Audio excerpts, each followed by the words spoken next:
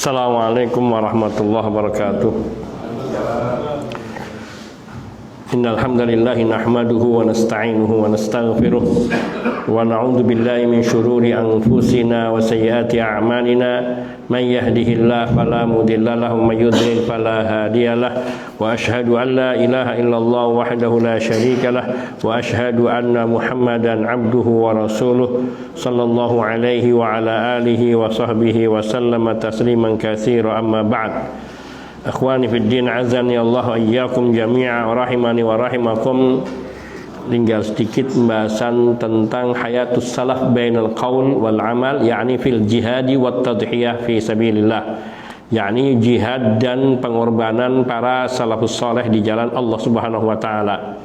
Berkata Al-Asmu'i rahimahullahu taala, lamma safa Qutaibah bin Muslim rahimahullah di Turki, ketika Qutaibah bin Muslim rahimahullah beliau menyiapkan pasukan, barisan pasukan untuk memerangi At-Turk, wahalahu amruhum, dan ini At-Turk ini termasuk, ya ini kelompok Ataturk bangsa Mongol ini, termasuk perkara ini membuat Qutaibah bin Muslim ini berat.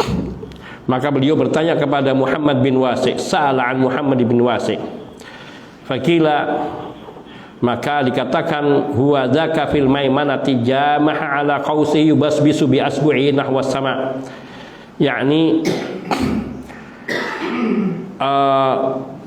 itu adalah al-maimanah, keberuntungan, yakni jihad melawan Turk itu keberuntungan, karena dia akan, mereka biasanya kaum Turk ini melepaskan panahnya yakni ke langit dengan memanah. Yubasbis bi asbu'ihi nahwa sama', dia mengincar, basbas itu mengincar, mengintai ke dengan anak panahnya itu ke langit, diserangkan ke langit. Qala, beliau berkata, tilkal asbu ahabbu ilayya min mi'ati alfi sayfin syahirin wa syabin tarir. Yakni para tentara muslim dari Qutaibah bin Muslim ini yang mereka memanah, ahli memanah untuk menyerang At-Turk itu, yaitu dengan mengincarkan anak panahnya ke langit, yaitu untuk terbang menyerang ke musuh. Jari-jari yang digunakan untuk menyerang musuh itu lebih aku sukai, satu jari itu lebih aku sukai daripada 100.000 pedang yang terhunus dan seorang pemuda yang lincah. Ini menunjukkan bahwa yakni semangat jihadnya para salafus saleh, termasuk di dalam hal memanah, itu merupakan ibadah yang luar biasa di dalam jihad. Karena sungguhnya ketika anak panah dilemparkan, apalagi berulang-ulang, maka ia akan memberikan serangan yang dahsyat kepada musuh. Maka kalau sekarang mungkin bisa diibaratkan dengan meriam ataupun dengan senjata tajam, senjata semacam bedil atau jenisnya. Yang ini lebih aku sukai daripada pedang yang terhunus, wasyabin torir, dan jadi seorang pemuda yang lincah, yang pemberani. Karena anak panah itu lebih mengarah kepada musuh secara acak sehingga mereka tidak bisa menghindar. Kalau pemuda yang pemberani bisa dikalahkan di medan peperangan, pedang yang terhunus bisa dihadapi, tetapi dengan serangan dari jauh maka itu bisa mengenai musuh tanpa ia terkena serangan musuh, kecuali musuh bila melakukan penyerangan dengan senjata yang serupa. Jadi dimotivasi oleh Muhammad bin Wasi' rahimahullah, Qutaibah bin Muslim ini untuk tidak gentar menghadapi musuh Turk yang mungkin jumlahnya besar, dengan yaitu menggunakan serangan anak panah dari para termasuk ahli pemanah-pemanah. Kemudian diriwayatkan juga dari Muhammad bin Ibrahim bin Abi Sukainah, beliau berkata, amla alayya Ibnu Mubarak rahimahullah sanata sab'in wa sab'ina wa mi'ah. Ibnu Mubarak rahimahullah ta'ala, beliau mendiktekan kepadaku, yakni beliau mendiktekan kepadaku, Muhammad bin Ibrahim bin Abi Sukainah ini menulis dengan diktean dari Abdullah ibnu Mubarak rahimahullah, dan itu pada tahun 177 Hijriah. Wa anfudha ma'i ila al-Fudail bin Iyad min Tarasus, dan beliau mengirimkan surat itu melalui diriku kepada Fudail bin Iyad yang beliau dari tempat tarasus kepada Fudail bin Iyad yang ada di negerinya.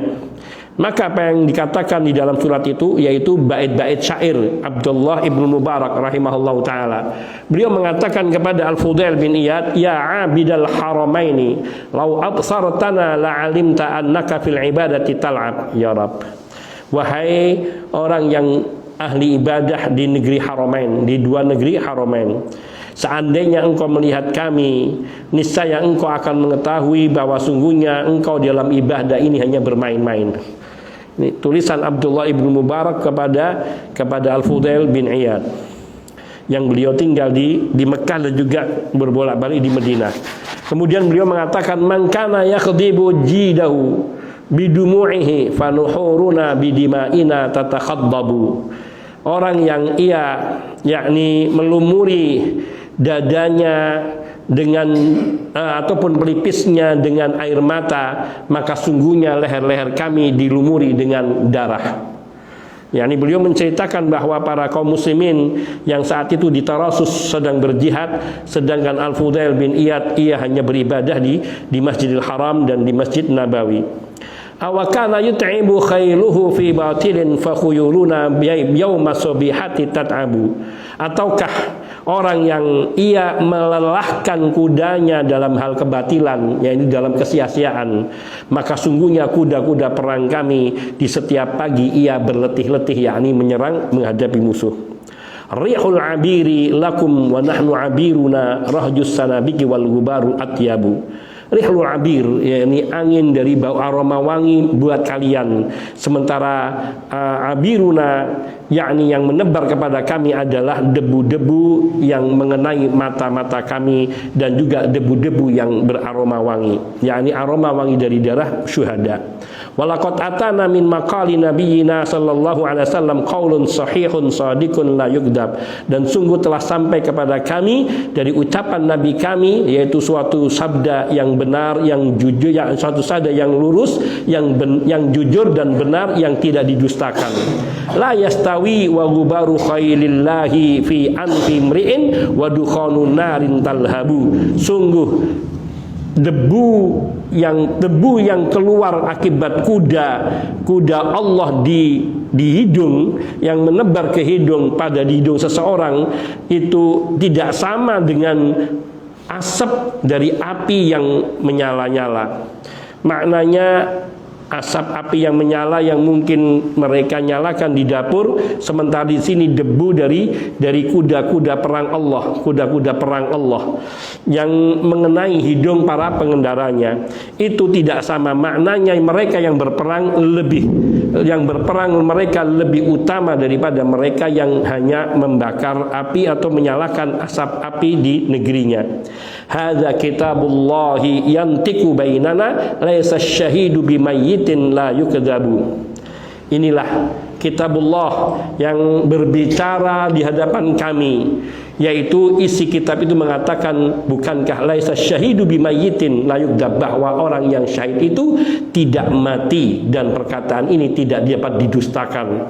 Maknanya kitabullah yang berbicara dengan benar tanpa dusta ada di hadapan kita, bahwa orang yang mati syahid itu dia tidak mati. Satu motivasi yang luar biasa dari Abdullah ibn Mubarak rahimahullah ta'ala yang didiktikan kepada Muhammad ibn Ibrahim bin Abi Sukainah dalam bait-bait syair, yakni yang ditujukan kepada Al-Fudail bin Iyad untuk ikut bergerak berangkat menuju peperangan atau mendoakan mereka. Wallahu ta'ala alam. Maka kata Muhammad ibn Ibrahim bin Abi Sukainah, falakitul Fudail bi kitabihi fil haram, maka aku pun bertemu dengan Fudail dengan membawa kitabnya Abdullah ibn Mubarak di haram, yakni di haram Makkah. Faqara'a, maka beliau pun membaca, wa baka, dan beliau pun menangis. Summa qala, kemudian berkata Al-Fudail bin Iyad, sadaqa Abu Abdurrahman wa nasaha.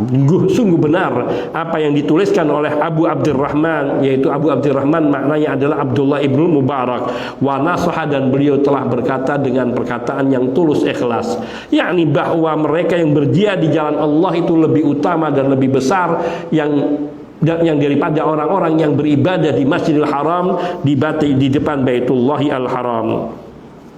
Ini juga di antara mereka menunjukkan bahwa para salaf saling mengingatkan di dalam berjihad.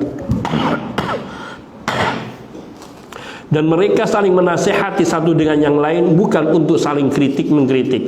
Pernyataan Abdullah bin Mubarak adalah membangkitkan semangat kepada Al-Fudail bin Iyad untuk ikut berjihad di jalan Allah, dan tidak hanya semata-mata yakni beribadah untuk dirinya sendiri.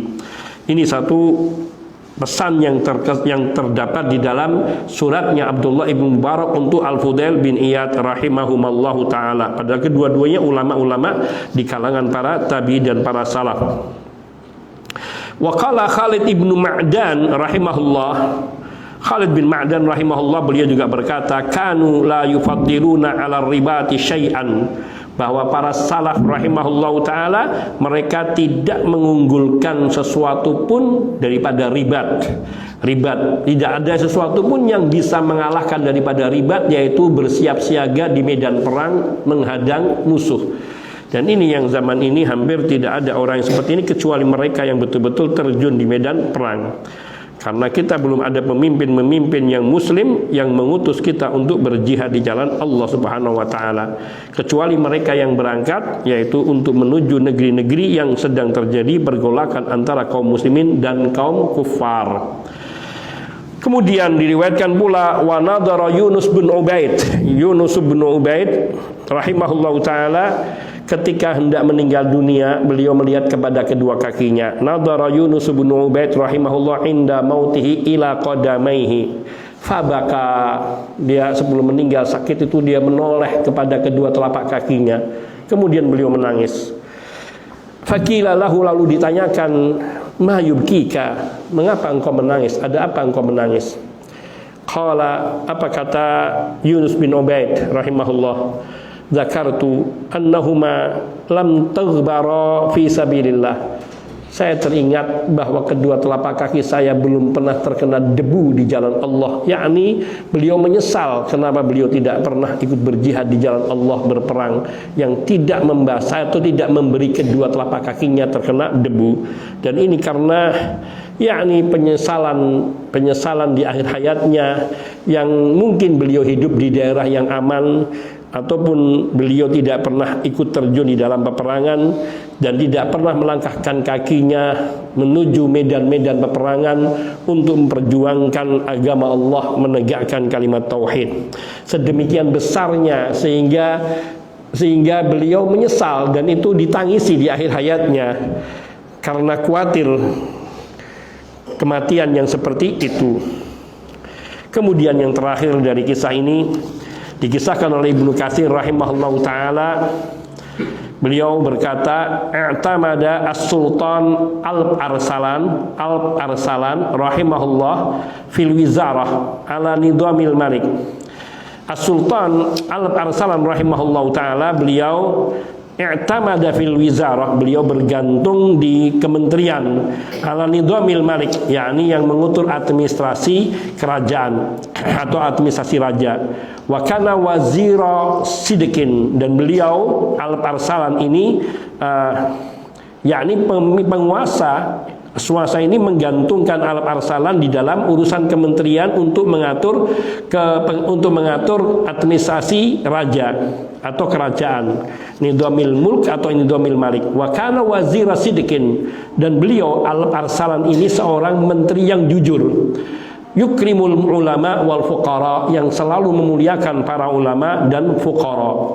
Walamma asa al-malik Shihabat daulah Qutulmush wa kharaja anit ta'ah, dan ketika Raja Shihabud Daulah Qutulmus ini telah melakukan kedurhakaan, kemaksiatan, dan ia keluar dari ketaatan sang raja yang berkuasa pada saat itu, wa tama'a fi akhdil mulki min Al-Arsalan, dan ia ingin mengambil kerajaan dari Al-Arsalan.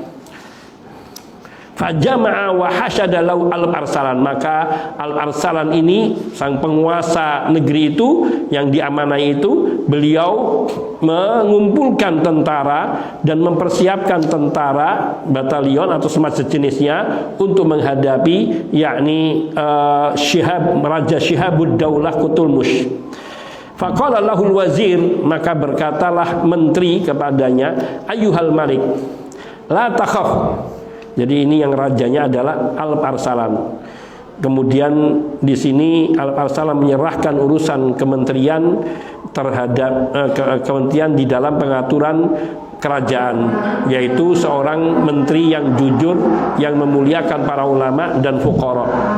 Nah, ketika ada Raja Syihabuddaulah Kutulmus yang ia keluar dari ketaatannya dan berusaha mengambil kekuasaan Alp-Arsalan, maka Alp-Arsalan mengumpulkan tentaranya lalu berkata kepadanya al-wazir, yaitu menterinya itu berkata kepada Alp-Arsalan, ayyuhal malik, la takhaf, wahai raja, janganlah engkau takut. Fa inni qad istakdamtu laka jundan lailiyan yad'una laka wa yansurunaka bitawajjuhi fi shalawatihim wa khalawatihim. Wahai sang raja Alp-Arsalan,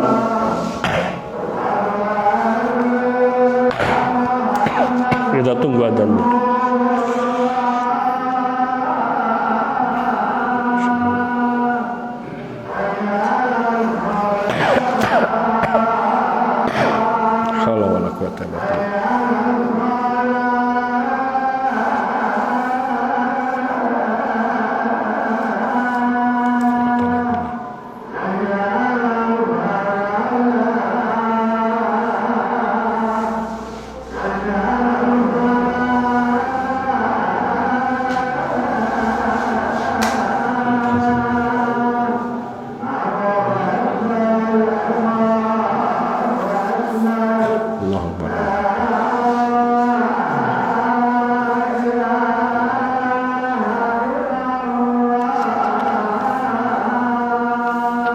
La ilaha illallah Muhammadur Rasulullah sallallahu alaihi wasallam.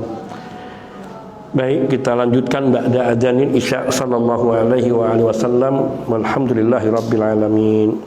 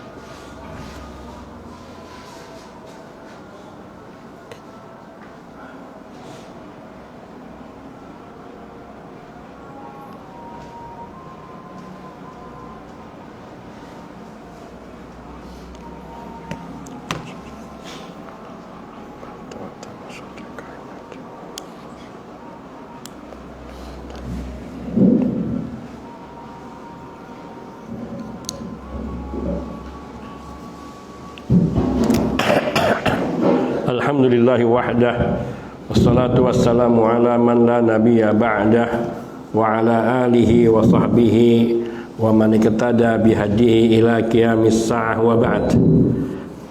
Ikhwani fid din, azani Allah wa iyyakum jami'a, wa rahimani wa rahimakum. Kita lanjutkan kisah daripada Arslan, seorang sultan dari dinasti Seljuk yang membentang dari Persia sampai Turki. Pada tahun-tahun berikutnya daerah Seljuk melebar sampai Asia Tengah, dan dia mewarisi daerah kekuasaan di Khurasan dari ayahnya Daud pada tahun 1059 Masehi ini mestinya. Sementara daerah Oran diwariskan kepadanya dari pamannya pada tahun 1063. Ya, ini dikisahkan oleh Ibnu Katsir rahimahullah taala bahwa Raja Sultan Al-Salan ini rahimahullah, beliau menggantungkan kerajaannya, yaitu menggantungkan di dalam kementeriannya kepada Nizamul Malik, kepada undang-undang raja. Dan wakana wazir sidikin, dan saat itu yang memegang kementerian itu adalah seorang menteri yang jujur. Dan beliau ini Al-Arsalan ini yukrimul ulama wal fuqara, sangat memuliakan para ulama dan orang-orang fakir. Maka ketika Raja Syihabud Daulah Qutulmush ini telah melakukan semacam pemberontakan kepada Sultan Al-Arsalan, dan ia ingin mengambil kekuasaan kerajaan dari Al-Arsalan, maka Al-Arsalan mengumpulkan tentara dan mempersiapkan tentara untuk melakukan perlawanan terhadap para pemberontak, yaitu Syihabud Daulah Qutulmush, Malik Syihabud Daulah Qutulmush. Nah, saat itu berkatalah sang menteri yang memegang aturan negara kerajaan itu kepada Sultan Al-Arsalan.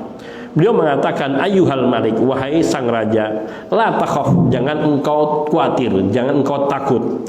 Fa inni qad istakhdamtu laka jundiyan laidiyan yad'una laka wa yansurunaka bitawajjuhi fi sholawatihim. Sungguhnya aku telah mempersiapkan telah mempekerjakan untuk bekerja kepadamu, yaitu sebuah tentara yang bekerja sepanjang malam. Mereka akan berdoa untukmu dan memberikan pertolongan kepadamu dengan cara mentawajuhkan hati mereka dalam sholat mereka, yaitu dalam doa mereka, wa khalawatin, dan dalam kesendirian mereka bersama Allah. Yaitu menteri ini telah mengumumkan kepada para ulama dan orang-orang saleh untuk mendoakan Al-Arsalan. Wahumul ulama as-wasulaha, kata menteri ini, kata perdana menteri ini, dan mereka yang akan memberikan pertolongan kepadamu dengan menghadapkan hati mereka dan doa mereka kepada Allah dan kesenian adalah para ulama dan orang-orang saleh.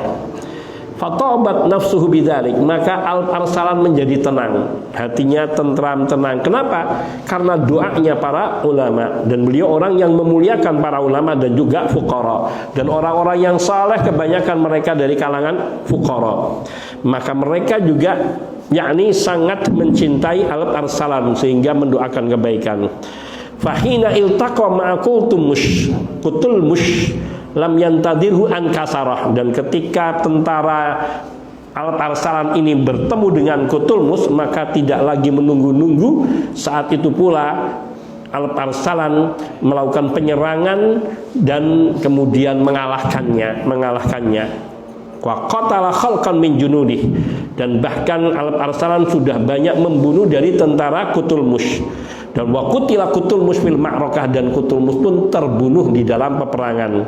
Wa jama'atil kalimah ala Al-Arsalan, sehingga akhirnya semua negeri itu kumpul dan berada di bawah kekuasaan Al-Arsalan. Mereka disatukan di dalam kekuasaan Al-Arsalan. Ini disebutkan oleh Ibnu Katsir di dalam kitab Al-Bidayah wan Nihayah. Di sini menunjukkan kegagah-beranian dan kebergantungan mereka di dalam jihad kepada Allah Subhanahu wa taala. dengan yakni berwasilahkan kepada para ulama dan orang-orang yang saleh yang mereka mendoakan penguasa. Dan ini karena kebaikan daripada Al-Arsalan sendiri yang ia memuliakan para ulama dan juga orang-orang yang fakir yang mereka umumnya adalah orang-orang yang saleh. Kemudian kita masuk kepada pada bab berikutnya, yaitu ad-da'watu ilallah. Ini cuma ada 2 kisah di sini. Diriwayatkan dari Anas bin Malik radhiyallahu taala anhu bahwa Abu Thalhah beliau berkhutbah, beliau mengkhitbah, Abu Thalhah mengkhitbah atau melamar Ummu Sulaim radhiyallahu anhuma. Faqalat, maka berkata Ummu Sulaim, ya Aba Thalhah, alasta ta'lam anna ilahaka alladhi ta'buduhu khashabatun nabatat minal ardi najaroha habasyiyun bani fulan. Qala bala. Qalat afala tastahyi an ta'buda khashabatan min nabatil ardi najaroha habasyiyun bani fulan. La in anta aslamta lam urid minka minas sadaqi ghairahu. Qala hatta anzura fi amri fa dhahaba thumma jaa fa qala asyhadu an la ilaha illallah wa anna muhammadan rasulullah. Qalat ya Anas zawwij Aba Thalhah. Ini Anas bin Malik radhiyallahu taala anhu, putra dari Ummu Sulaim. Beliau menceritakan bahwa Abu Thalhah pernah datang melamar Ummu Sulaim radhiyallahu taala anhuma. Saat itu Abu Thalhah belum Islam. Maka berkata Ummu Sulaim, wahai Abu Thalhah, bukankah engkau tahu bahwa Tuhan yang kau sembah itu adalah sebuah pohon, yaitu batang pohon yang tumbuh dari bumi, yang ia dibuat patung oleh seorang Habasyi dari Bani Fulan, disebutkan Bani Fulan. Maka berkata Thalhah, bala, benar. Maka berkata Ummu Thalhah, afala tastahi an ta'buda khashabatan min nabatil ardi najaroha habasyi bani fulan. Apa kamu enggak malu engkau menyembah sebatang pohon yang tumbuh dari bumi yang dibikin patung oleh seorang Habasyi. Habasyi itu seorang Ethiopia yang hitam dari Bani Fulan. Lain anta aslamta, kalau kamu mau masuk Islam, lam urid minka minas sodaki ghairi, aku tidak menginginkan darimu dari mata emas mas kawin ghairahu, selain yaitu Islammu. Maknanya Muslim, saya akan menerima lamaranmu kalau kamu masuk Islam dan Islamnya kamu sebagai maharku, sebagai maharmu kepadaku. Ini dakwahnya Ummu Sulaim kepada Abu Thalhah. Qala, maka berkata Abu Thalhah, hatta andura fi amri fadhhaba. Kemudian dia mengatakan radhiyallahu ta'ala anhu, baik, aku akan pikirkan. Hatta andura fi amri, baik, aku akan pikirkan dulu, aku akan lihat dulu hal ini, aku akan pikirkan. Summa dhahaba, kemudian beliau pergi. Summa jaa, kemudian setelah berapa waktu beliau datang, mungkin berapa hari beliau datang. Fagal, maka beliau berkata di hadapan Ummu Sulaim, asyhadu alla ilaha illallah wa anna muhammadan rasulullah. Aku bersaksi bahwa sungguhnya tidak ada yang berhak disembah kecuali Allah, dan aku bersaksi bahwa Muhammad adalah utusan Allah Subhanahu wa taala. Qalat, maka berkata yakni Ummu Sulaim, ya Anas zawwij Aba Thalhah, wahai Anas, nikahkanlah Abu Thalhah, yakni dengan dirinya. Maka di sini berkata Sabit, fama sami'na bi mahrin qattu kana akram min mahri Ummu Sulaim al-Islam. Dan kata Sabit rahimahullahu taala, fama sami'na bi mahrin, kami tidak pernah mendengar satu mahar sekalipun, qattu, sekalipun kana akram min mahri Ummu Sulaim, yang lebih mulia daripada maharnya Ummu Sulaim. Karena Ummu Sulaim meminta maharnya apa? Al-Islam. Beliau minta Al-Islam. Maka sungguhnya apabila seorang wanita dilamar oleh seorang yang bukan Muslim, dia menawarkan maharnya dengan Islamnya, maka ini adalah mahar yang termahal yang pernah dilakukan oleh Ummu Sulaim radhiyallahu taala anha. Di sini yang menjadi pelajaran pertama bahwa Anas bin Malik adalah putra dari Ummu Sulaim, dan Ummu Sulaim ketika Nabi Shallallahu Alaihi Wasallam datang ke kota Madinah hijrah, maka beliau membawa Anas bin Malik radhiyallahu taala ke hadapan Nabi Shallallahu Alaihi Wasallam dan meminta kepada Nabi supaya Anas bin Malik bekerja sebagai pelayannya Nabi Shallallahu Alaihi Wasallam, yakni untuk menjadi pelayan Rasul Shallallahu Alaihi Wasallam. Ini adalah wanita yang cerdas, menitipkan anaknya kepada manusia yang paling mulia, meskipun statusnya sebagai pembantu, tapi pembantu dari utusan Allah Subhanahu wa taala. Maka kita bisa tahu dan upah yang paling berharga yang diberikan Rasul sallallahu alaihi wasallam apa? Doanya. Mendoakan Anas bin Malik panjang umur, banyak anak, kaya, dan itu tercapai semuanya. Berapa umurnya Anas bin Malik? Lebih dari 120-an. Ada yang mengatakan 124 tahun umurnya. Dan berapa anaknya? Lebih dari 100 anak, 130-an ada yang mengatakan. Dan Anas bin Malik radhiyallahu ta'ala mengatakan, dan 100 di antara anaknya beliau menguburkannya. Artinya mereka lebih dahulu meninggal, karena anaknya nggak ada yang berumur sampai 100-an. Yang mereka yang tersisa adalah mereka yang terlahir belakangan ketika usia Anas bin Malik di usia tua, dan beliau termasuk orang yang kaya, dan beliau mengalami masa yang panjang. Kemudian di sini ada pelajaran yang penting bahwa anak seorang wanita janda bila dia sudah balik, dia adalah yang berhak untuk menjadi wali bagi dirinya kalau tidak ada ayahnya. Kalau tidak ada ayahnya. Yang pertama derajatnya adalah ayah, wali pertama tingkatan. Keduanya adalah kakek. Kalau kakek dari ayah, kalau ini tidak ada, maka yang turun kalau dia seorang janda dan punya anak laki-laki, maka walinya yang berhak adalah anak laki-laki ini. Dan inilah yang terjadi pada riwayat di sini, bahwa Ummu Sulaim menjadikan Anas bin Malik sebagai wali bagi dirinya di dalam menikahkan dirinya dengan Abu Thalhah. Sehingga beliau katakan, ya Anas zawwij Aba Thalhah, ya Anas nikahkanlah Abu Thalhah, yakni dengan, atau terimalah nikahnya Abu Thalhah dengan diriku. Maka itu menjadinya. Baru kemudian kalau tidak ada anak laki-laki, baru saudara laki-laki sekandung. Kalau tidak ada sekandung, maka seayah. Adapun saudara laki-laki seibu, maka tidak berhak menjadi wali. Kalau tidak ada baru paman. Kalau tidak ada saudara maka paman dari saudara ayah. Kalau tidak ada pula paman, tidak ada juga, maka sepupu dari saudara ayah, yaitu anak dari paman. Itu urutannya. Kemudian yang terakhir, waqala Ibnu Katsir rahimahullahu taala, lamma maridha Asy-Syibli rahimahullah ba'atha ilaihi al-Muqtadir tabiban nasraniyan faqala lahu at-tabib law alimtu anna qata'a ba'di jasadi yashfika laqata'tuhu. Faqala lahu yashfini qat'u ma huwa aisar 'alaika min dalik. Qala wa ma hu? Qala qat'u zannarika. Faqata'ahu wa aslama fa balagha dalikal khalifah faqala ba'atsna tabiban ila alilin fa idza huwa alilun ila tabibin. Indah ini ceritanya. Ibnu Atsir rahimahullah beliau bercerita, ketika Asy-Syibli, Al-Imam Asy-Syibli rahimahullah taala beliau sakit, maka ba'atha ilaihi al-Muqtadir tabiban, yakni raja saat itu Al-Muqtadir, Khalifah Al-Muqtadir mengirim seorang dokter Nasrani. Dokternya itu beragama Nasrani. Faqala lahu tabib, maka sang tabib berkata, falau alimtu anna qat'a ba'di jasadi yashfika laqata'tuhu. Kalau aku tahu bahwa memotong sebagian tubuhku itu bisa menyembuhkanmu, maka aku akan lakukan. Aku akan memotong bagian tubuhku untuk mengobatimu. Faqala lahu, maka berkata Asy-Syibli kepada Nasrani ini, yashfini qat'u ma huwa aisar 'alaika min dalik. Yang dapat menyembuhkanku yaitu engkau memutuskan sesuatu yang paling gampang bagimu.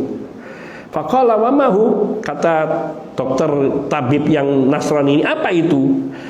Qala qat'u zannari.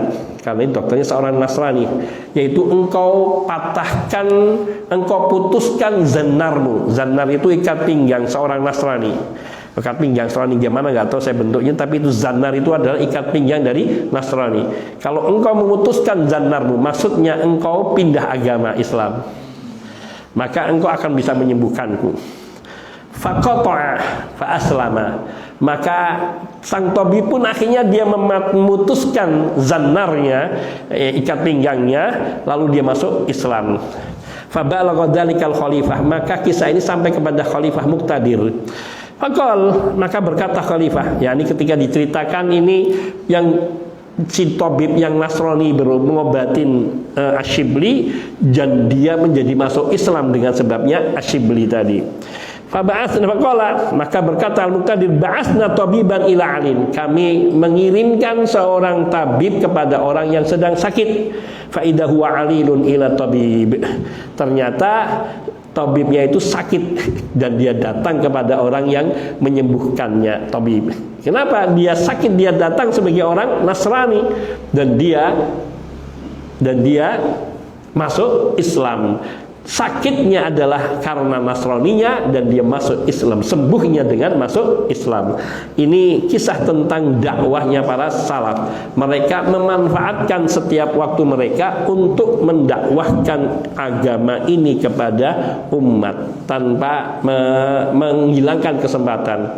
Maka ini menjadi ibrah bagi kita.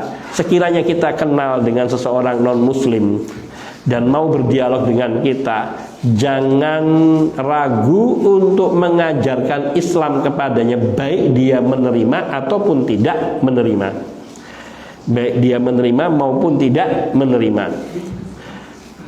Atau dia sudah menyatakan Islam kemudian dia keluar di kemudian hari, itu bukan dosa kita.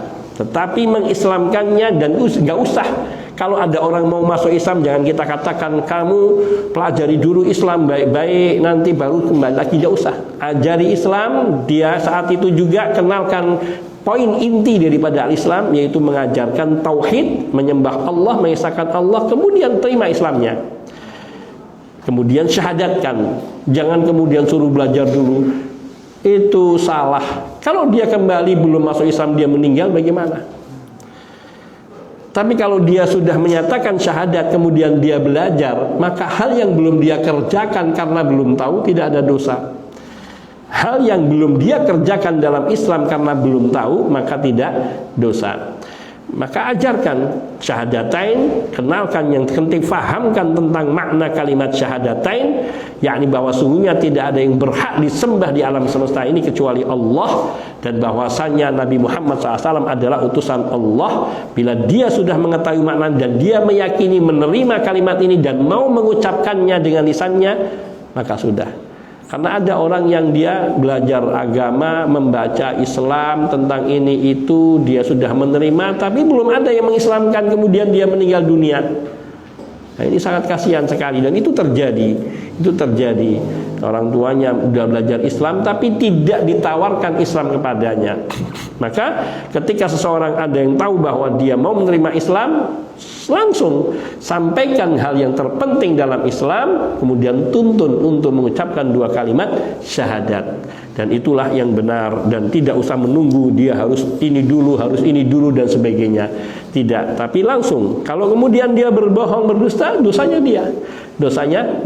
Allah yang maha mengetahui dan maha adil. Hadza wa naktafi, wa insyaallah pembahasan kita ke depan yaitu tentang bab al-amru bil ma'ruf wan nahyu 'anil munkar.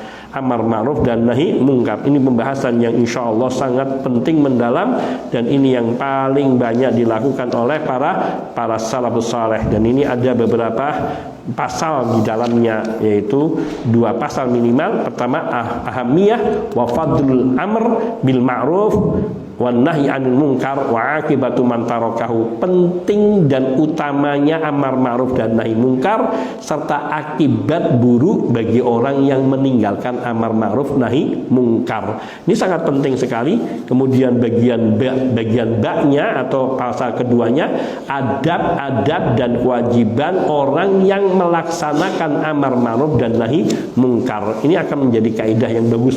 Kemudian C-nya, kewajiban untuk melaksanakan amar ma'ruf nahi munkar meskipun dia sangat terbatas. sangat terbatas, yaitu sesuai dengan kemampuannya. Insya Allah ada keterangannya. Kemudian D, kewajiban amar ma'ruf meskipun dia belum melakukan seluruh yang dia katakan. Jadi orang tidak harus menunggu dia ngerjakan semua.